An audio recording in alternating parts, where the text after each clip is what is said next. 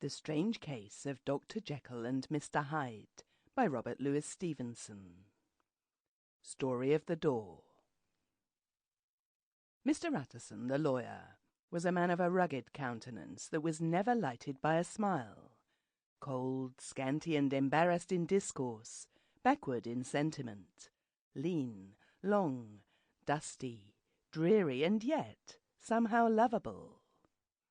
At friendly meetings, and when the wine was to his taste, something eminently human beckoned from his eye, something indeed which never found its way into his talk, but which spoke not only in these silent symbols of the after-dinner face, but more often and loudly in the acts of his life.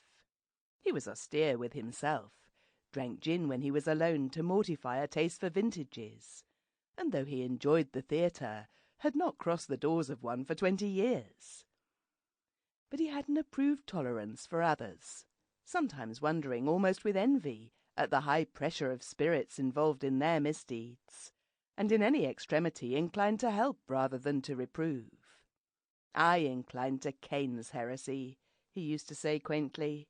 "I let my brother go to the devil in his own way."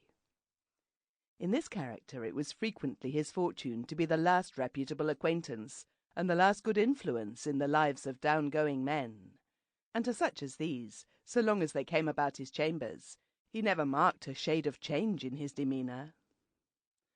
No doubt the feat was easy to Mr. Utterson, for he was undemonstrative at the best, and even his friendship seemed to be founded in a similar catholicity of good nature.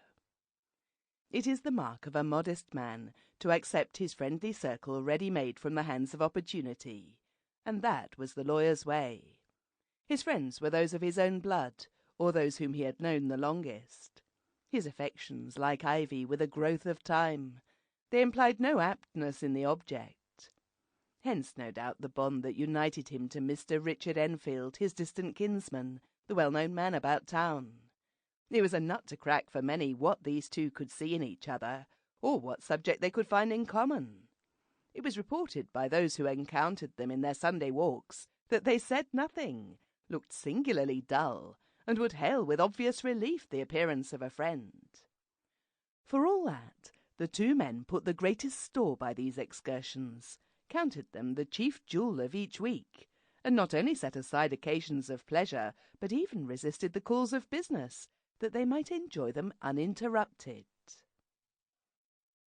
It chanced on one of these rambles that their way led them down a by-street in a busy quarter of London.